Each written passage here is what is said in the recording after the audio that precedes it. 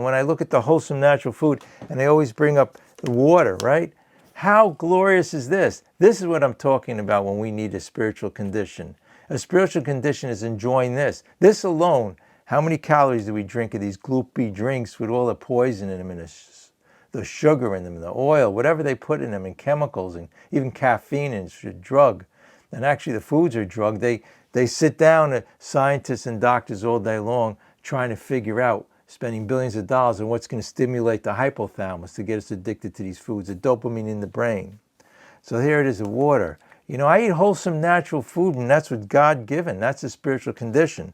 So when I think and ponder on these things during the day, when I'm off center and I'm not in fit spiritual condition, and I go back to the food, I go back to getting people to like me, I always say, or I go back towards the success and the money, all the things that are momentary pleasure, the real, but they on the other side is 10 times the pain. You know yourself with the food addiction, right? Either way, anorexia, bulimia, or binge eating, whatever it is, the pain it causes, our compulsion towards it. But it's the same thing with everything in life. It's getting people, I always say, to like us, or wanting to do better at our job, or the financial things, or money, success, material things, and pride being number one, and gluttony, of course, in the 7 deadly sins. I wonder why they put that there 5,000 years, when they wrote the Bible 5,000 years ago, right? And here we are, people say our program's antiquated because it was written in the 1930s, right? The big book. And the whole program of Alcoholics Anonymous, which is the basis of all these 12-step programs. But how could that be antiquated? So during the day, this is how it works for me, and I can see it with a lot of people. And we think positive things, and things of, we have to have that perception change. And even when we look at the food, if we look at it, that a lot of these foods that corporations make are poisonous, right? They have the salt, oil, and sugar, full of, laden with calories, things to stimulate in our brain the dopamine and get us addicted. It's pretty crazy, the whole premise of the whole thing. Well, actually, you know what? This is really interesting. I was reading this morning. If you liked the video so far, press the like and subscribe button. This is the Overeaters Anonymous 12 and 12. It's a pretty amazing book, and on Tuesdays, we go through it. We'll be going through the steps again. And just let me read the first paragraph. It really explains this illness. We of Overeaters Anonymous have found in this fellowship a way to recover from the disease of compulsive eating. We use compulsive eating and compulsive overeating interchangeably. The terms include, but are not limited to, overeating, undereating, food addiction, anorexia, bulimia, binge eating, over-exercising, purging, and other food compulsions. But again, like I said, we could put everything in there because we're here for all the addictions and all the compulsions we have, right? So, and it really goes on to say on page 10 of this book, it explains to us that because we're going to go from here being in fit spiritual condition, what does that mean? And why do we say fit spiritual condition? And why don't we say, well, how about that diet plan, or restricting it, or going to these big diet corporations and having them send us these smaller morsels of food with all the craziness in it, right? It's still the same amount of calories in the ingredients and the salt, oil, and sugar and all the poisonous nature of these foods.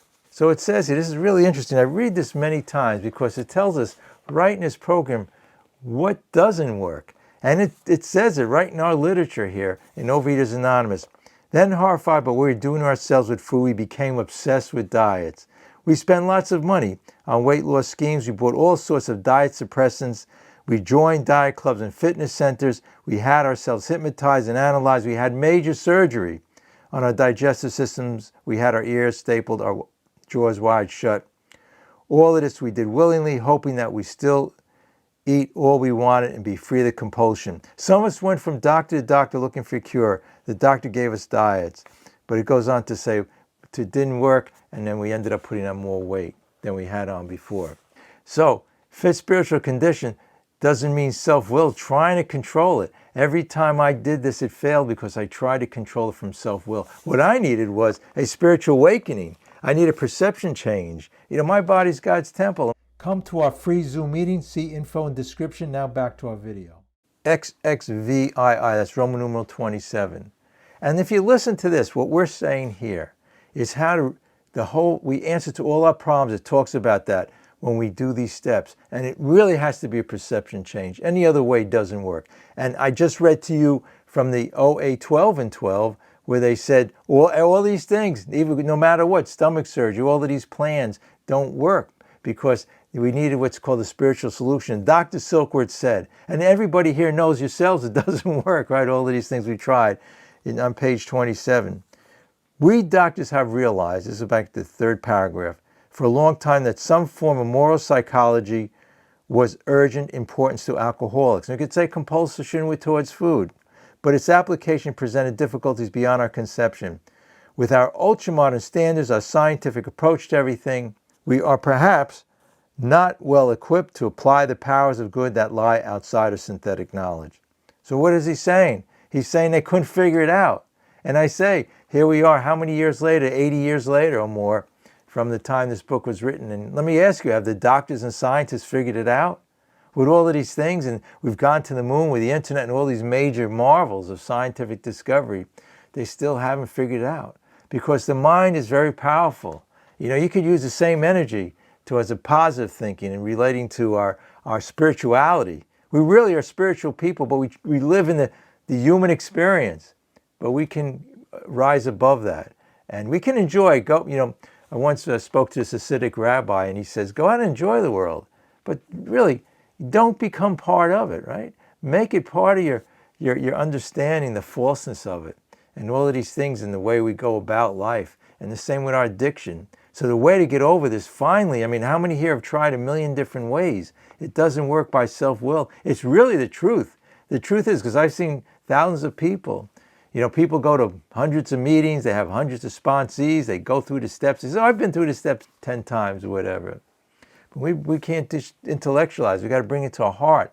And the whole program is about letting go. So let me ask you this. When you try to control something, you're doing just the opposite. So people say, well, I've done the steps, and the next phrase will be, well, what I got to do is I got to eat this at this time. I got to do all of this. I got to do this.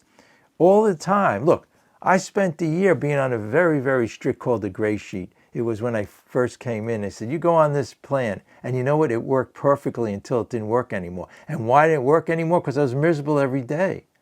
We could be glorious. And I use that as an example. And also I have here God's gift of food, right? Here's an orange and an apple. I mean, any kind of natural, wholesome food, whatever it is.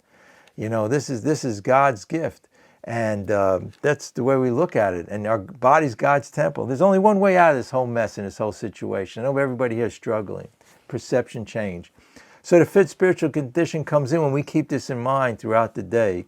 If you liked the video so far, press the like and subscribe button. He says on Roman numeral 28, it says, must be grounded in the power, about the middle of the page, power greater than themselves if they are to recreate their lives. It says it throughout the book. Even in We Agnostics, it says, if a better morals and philosophy of life were enough, we would have recovered long ago.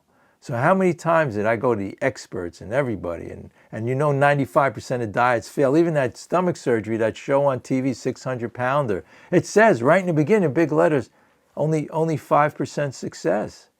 So we're going with this. And they realized back then with the alcoholics that there was only one solution, a spiritual solution.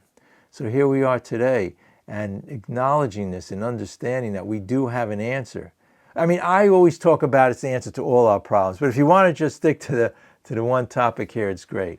But the side effect is amazing and tremendous in everything we deal with.